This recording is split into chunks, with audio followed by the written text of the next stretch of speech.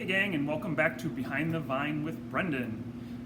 As I said in some of my previous videos, it's not always going to be about wine. We're going to talk about all kinds of things involving items in the shop and just some of my favorite drinks. In this case, we're going to do kind of a take on a Negroni.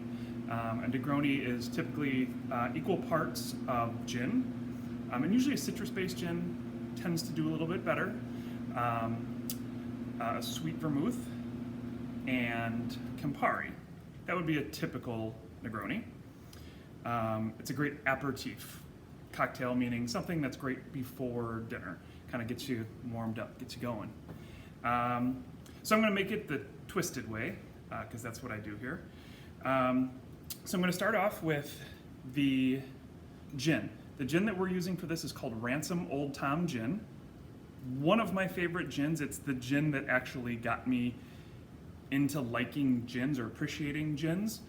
It's a take on a classic gin that would have been here in the United States 100, 200 years ago.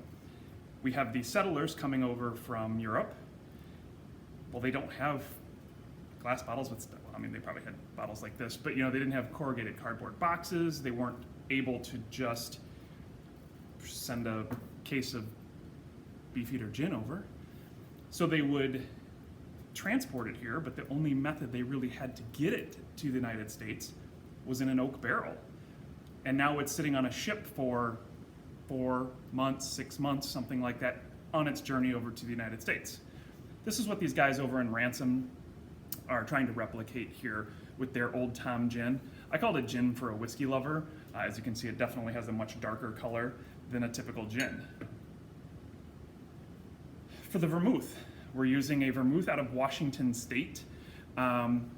It's called BroVo. They have 3 different lines. They have a white vermouth, a red vermouth, which is this one, and then they have a rosé vermouth, which was actually really cool. We're kind of not in the season for that. I'll probably use that in a cocktail coming up in the spring or summer. But this is made with Merlot grapes, and as they put it on the back, cherry, orange peel, coffee bean, cocoa nibs, hibiscus, ginger, and apricot, along with other herbs and spices. They use natural agave nectar, and again, it's Merlot. That's the base for this. And then instead of Campari, I like Campari. I know a lot of people are familiar with Campari. Here, I love to use the Contratto Aperitif. It's, to me, smack dab in the middle of Aperol, which most people are familiar with, Aperol Spritz. And Campari, the reason I say it's right in between is it's not quite as bitter as Campari and not quite as sweet as Aperol. So I think it's going to make a great cocktail here, and I know it does because I've already tried it out, of course. So what we're going to start with, our rocks glass.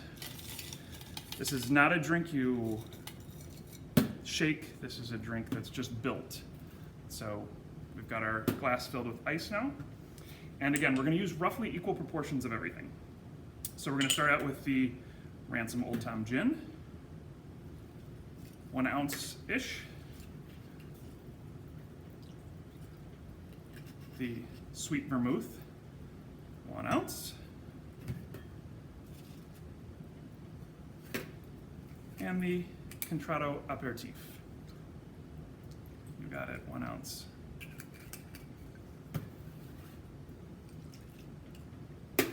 And again, this is a drink you stir, not a drink that you want to shake or anything like that.